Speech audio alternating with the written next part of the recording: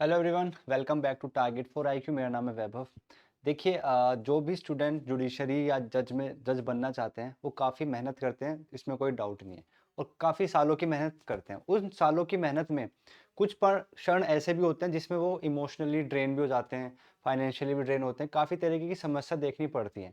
पर ये सारी समस्या समाप्त होने के बाद जब वो जज बनते हैं तो वो एक अलग ही सुकून होता है, अपना ड्रीम अचीव करने का एक अलग ही खुशी होती है, राइट।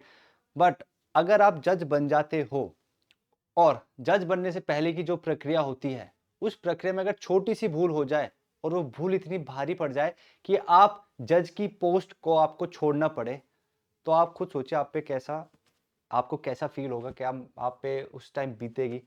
बिकॉज ऐसा ही कुछ इंसिडेंट मध्य प्रदेश से हमें सुनने को मिला है कि 2008 का एक कैंडिडेट जो जज बन चुका है, उसको मध्य प्रदेश हाई कोर्ट ने टर्मिनेट कर दिया है। क्या था कारण, वो हम इस वीडियो में समझेंगे।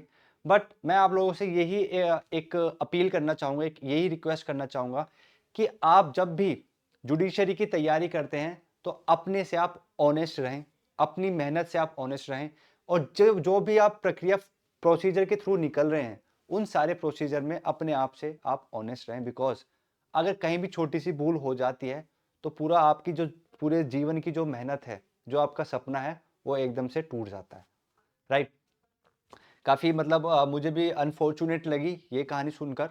एंड मैंने सोचा आप लोगों के साथ शेयर की जाए। बिकॉज काफ़ी वीडियोस आती रहती हैं कि आप लोग ये समझिए, ये केस लो है, ये सब है। बट इस बारे में कोई बात नहीं करना चाहता, तो मैंने सोचा आप लोगों से ऐसी कोई वीडियो आए जो आप लोगों को मैं ये भी बताऊं कि हाँ, आप जब भी एग्ज़ाम की तैयारी करें तो ऑनेस्टी उसमें ज़रूर रखें, राइट। चलिए, मध्य प्रदेश हाई कोर्ट का ये मामला है। मामला क्या है कि सिविल जज वर्ग सेकंड अतुल ठाकुर जी, इनको टर्मिनेट कर दिया गया है इनकी पोस्ट से। ठीक, टर्मिनेट करने का जो कारण है वो कारण सिर्फ इतना है कि इन पे ना दो दो मुकदमे चल रहे थे। यानी दो अलग अलग अपराधों में अलग अलग धाराएं इन पे चल रही थी, एफआईआर चल रही थी। अब ये चीज आपको भी पता है, जब भी आप फॉर्म फिल करते हैं तो एक साइड में कॉलम ये भी होता है कि अगर आप पे कोई क्रिमिनल मैटर चल रहा है तो आप उसके बारे में भी विवरण दीजिए, यानी उसको बताइए। पर इनसे एक छोटी सी भूल क्या हो गई, भूल बोलें या इन्होंने जानबूझ के छुपाई देखी, ये तो मैं नहीं बोल सकता। बट इन्होंने कहा है कि जब मैं ये फॉर्म भर रहा था तो मेरा ध्यान उस तरफ नहीं गया। इवन अगर ध्यान गया भी था तो मैंने इस चीज को बहुत ही ज्यादा लाइटली ले लिया था, और इस चीज को इतना लाइटली ले लिया कि ये अब इन पे ही भारी पड़ चुका है, राइट। अब मुख्य न्यायाधीश सुरेश कुमार कैत और न्यायमूर्ति विवेक जैन की खंडपीठ ने ठाकुर की रिट याचिका को खारिज कर दिया था। हुआ क्या था, जब जज बन गए थे ये, जज बनने के बाद फिर स्टेट गवर्नमेंट यानी मध्य प्रदेश गवर्नमेंट ने 2015 में इनको बर्खास्त कर दिया था, राइट। उनको उनकी पोस्ट से हटा दिया था। इन्होंने फिर मध्य प्रदेश हाई कोर्ट में अपील डाली इस ऑर्डर के खिलाफ जो मध्य प्रदेश हाई कोर्ट ने दिया था। उस ऑर्डर को भी हाई कोर्ट ने रिजेक्ट कर दिया था कि हम इस अपील को नहीं सुनेंगे, ये अपील मेंटेनेबल नहीं है। उसके बाद उन्होंने याचिका डाली, पेटिशन डाली, राइट। अब इस पेटिशन में इनके खिलाफ क्या आया है हम उसको जानेंगे, क्यों आया वो भी हम जानेंगे, पूरी कहानी हम समझते हैं। पहले पूरा मामला समझ लेते हैं कि मामला था क्या।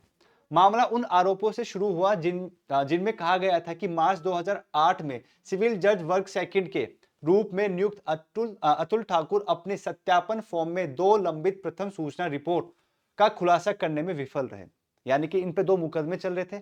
अब जब भी फॉर्म भर रहे थे तो उस फॉर्म में इन्होंने इन दो मुकदमे के बारे में कोई भी जिक्र नहीं छेड़ा, क्योंकि हम अपना डिक्लेरेशन फॉर्म भरते हैं, उस डिक्लेरेशन फॉर्म में इन्होंने ऐसा कुछ भी बात नहीं करी। जो पहली एफआईआर थी वो थी इनकी सेक्शन नंबर 420 आईपीसी, जिसे हम 420 आईपीसी बहुत अच्छे से जानते हैं, और एसेंशियल कमोडिटीज एक्ट की धारा 3 और 7 के अंतर्गत इन पे मुकदमा चल रहा था, पहला मैटर। दूसरा जो मैटर चल रहा था वो चल रहा था 2007 का, जिसमें धाराएं 323 324, ठीक है, 342 506 रेड विथ सेक्शन 34 आईपीसी के अंतर्गत ये अलग अलग दो मैटर्स इन पे चल रहे थे। विभागीय जांच के दौरान जांच अधिकारी ने ठाकुर को 2002 में एफआईआर के बारे में जानबूझकर जानकारी छिपाने की दोषी पाया। हालांकि 2007 में एफआईआर के संबंध में आरोप कायम नहीं था। ठीक है, तो ये मैटर था। इन्होंने यानी कि दो अपने जो खिलाफ एफआईआर चल रही थी, जो मुकदमे चल रहे थे, उसमें इन्होंने डिक्लेरेशन फॉर्म में बताया ही नहीं। क्योंकि ऐसा होता है ना, जब भी आप जज बन जाते हो फिर आपका इन्वेस्टिगेशन होती है। Investigation in the sense police जांच पड़ताल करती है कि ये जो कैंडिडेट है क्या ये सच में जज बनने लायक है, क्या इस पे कोई क्रिमिनल मैटर चल रहा नहीं कर रहा, वो इंक्वायरी होती है। तो उस इंक्वायरी में पकड़े गए, फिर उसके बाद केस चला, तो ये काफी लंबा मैटर था। ठीक, अब महत्वपूर्ण जानकारी को दबाना। यहाँ पे इस टॉपिक में समझते हैं क्या हुआ। ठाकुर के खिलाफ प्राथमिक तर्क यह था कि वह अपने सत्यापन फॉर्म को भरते समय एक आपराधिक मामले के लंबित होने का खुलासा करने में विफल रहे। सत्यापन प्रपत्र में उम्मीदवारों को किसी भी आपराधिक रिकॉर्ड या लंबित मामले का खुलासा करना आवश्यक है।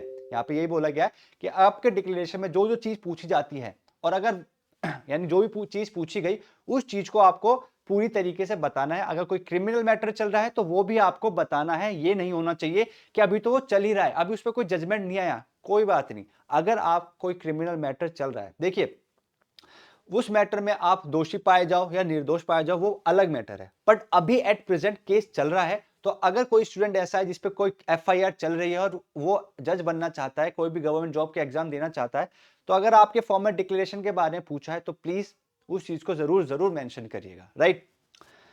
फिर है यहां पर, यह जानते हुए भी कि उस समय एफआईआर संख्या 313 2002 लंबित थी, ठाकुर ने जवाब में नहीं पर निशान लगाया, जिससे छिपाने का गंभीर कार्य हुआ, राइट। तो वो डिक्लेरेशन फॉर्म में होता है ना कि आप पे कोई क्रिमिनल मैटर चल रहा है, यस और नो। अगर यस होता है तो पूरी फिर डिस्क्रिप्शन आ जाती है, पूरी इंफॉर्मेशन आती है कि कब से चल रहा है, कौन सी धारा में चल रहा है। और अगर आप नो भरते हो तो फिर आप आगे वाली स्टेज पे पहुंच जाते हैं। तो इन्होंने उस फॉर्म में नो भरा और आगे अपने फॉर्म में जंप कर गए। अपराध की प्रकृति, याचिकाकर्ता ने तर्क दिया कि 2002 में आपराधिक मामला उनके ईंधन स्टेशन व्यवसाय से संबंधित एक छोटे से वाणिज्यिक विवाद से संबंधित था, और बाद में फरवरी 2008 में उनकी नियुक्ति से ठीक पहले इसे जोड़ दिया गया था।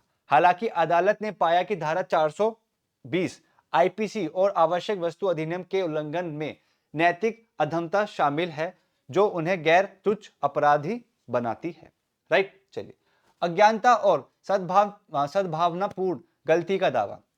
ठाकुर ने दावा किया कि उन्होंने फॉर्म की भाषा को गलत समझा। ठीक है, उन्होंने यानी कि जब वो जो जज साहब थे जो नियुक्त हुए थे, उन्होंने बोला कि मैंने फॉर्म की जो भाषा है ना उसको गलत समझा, और उनकी कानूनी सलाहकार ने उन्हें गलत जानकारी दी कि दिसंबर 2007 में उनको 57 फॉर्म भरा, जब तक मामला बंद हो चुका था। ये बोल क्या रहे हैं, ये बोलना चाह रहे हैं कि जब मैंने फॉर्म भरा, फॉर्म भरने से पहले मैंने मेरे जो वकील थे उनसे मैंने पूछा कि मेरे जो मुकदमा चल रहा है उसका क्या रहा।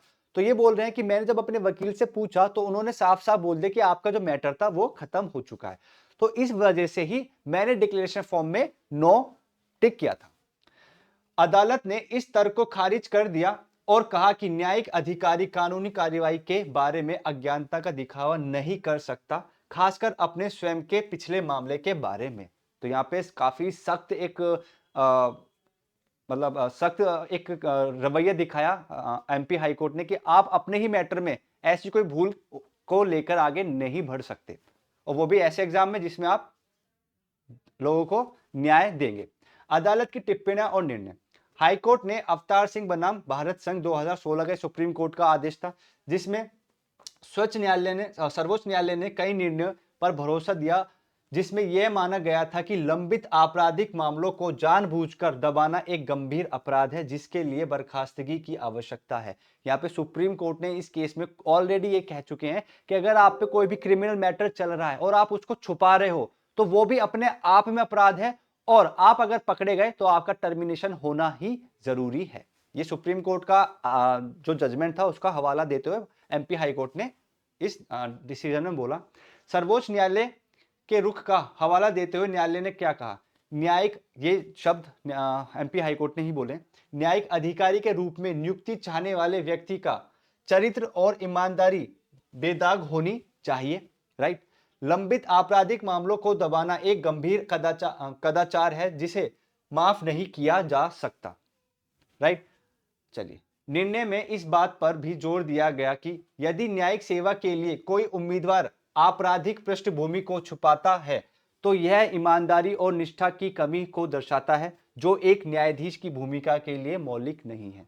तो ये बात तो काफी अलग अलग हाई कोर्ट, सुप्रीम कोर्ट भी बोलती आ रही है कि आप अगर जज की तैयारी कर रहे हो, जज बन जाते हो, तो खाली ये नहीं है, आपका पास्ट रिकॉर्ड भी कितना प्योर है, कितना मेंटेनेबल है, वो चीज भी देखी जाती है। तो अगर आप ऐसा कुछ कृत्य कर रहे हैं, लाइक आप पे क्रिमिनल मैटर चल रहा है और आप इस चीज को डिस्क्लोज नहीं कर रहे हो, तो वो भी अपने आप में एक ऑफेंस है, एक अपराध है, और उस अपराध की फिर जो सजा है यहाँ पर वो है टर्मिनेशन।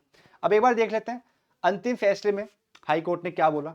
याचिका को खारिज करते हुए मध्य प्रदेश हाई कोर्ट ने फैसला सुनाया कि अतुल ठाकुर की बर्खास्तगी उचित थी, यानी कि जो एमपी गवर्नमेंट ने उनको टर्मिनेट किया वो बिल्कुल सही था, क्योंकि उन्होंने जानबूझकर लंबित आपराधिक मामलों के बारे में महत्वपूर्ण जानकारी छुपाई थी।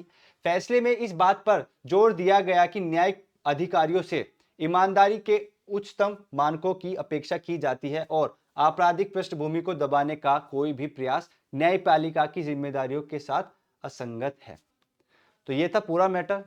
जिन्होंने बस इन्होंने इनसे गलती क्या हुई कि इन्होंने अपनी जो क्रिमिनल मैटर्स जो चल रहे थे उसको डिस्क्लोज नहीं किया। ठीक, क्या कारण था वो तो वही जाने, जानबूझ के छुपाना चाहते थे या बाय मिस्टेक उनसे हुई, क्या पता सच में उन्होंने अपने एडवोकेट से पूछा और एडवोकेट ने इस चीज को बहुत लाइटली लेकर उनसे कह दिया हो कि हाँ आपका जो मैटर है वो खत्म हो चुका है, राइट, और उन्होंने उनकी बात पर भरोसा किया या जो भी था। बट मैं आपसे बस ये बोलना चाहूंगा कि आप एक ऐसी जॉब तैयार मतलब एक ऐसी ड्रीम जॉब की तैयारी कर रहे हैं जिसमें हर एक कदम फूक फूक के रखनी चाहिए, बिकॉज एक छोटी सी गलती होती है, आपकी कोई डिपार्टमेंटल इंक्वायरी नहीं होगी, सीधा हाईकोर्ट आपको टर्मिनेट करती है। देखिए ये बात भी आप समझिए, अदर गवर्नमेंट जॉब्स में अगर आपसे कोई भूल हो जाती है तो आपको एक दो मौके दे दिए जाते हैं, या फिर डिपार्टमेंटल इंक्वायरी होगी और आपको कुछ समय के लिए सस्पेंड करके आप फिर टाइम पीरियड के लिए सस्पेंड किया है वापस से आप आके अपनी जॉब कर सकते हैं। मगर एक लौती जुडिशरी ऐसी है कि छोटी सी मिस्टेक हुई और आपको टर्मिनेशन होना 110% पक्का है, सीधा हाई कोर्ट ही आप पे सुपरविजन करती है। तो ये छोटी मोटी गलती से आप प्लीज बचिए, चाहे फॉर्म भरते समय या जज बनने के बाद भी कोई मिस्टेक ना ही करें तो बेहतर है। ठीक है, तो ये एक छोटी सी वीडियो थी आप सबको एक बताने के लिए कि जुडिशरी एस्पिरेंट अगर आप हो तो आपको किन किन बातों का ध्यान रखना चाहिए। मिलते हैं नेक्स्ट वीडियो में, धन्यवाद।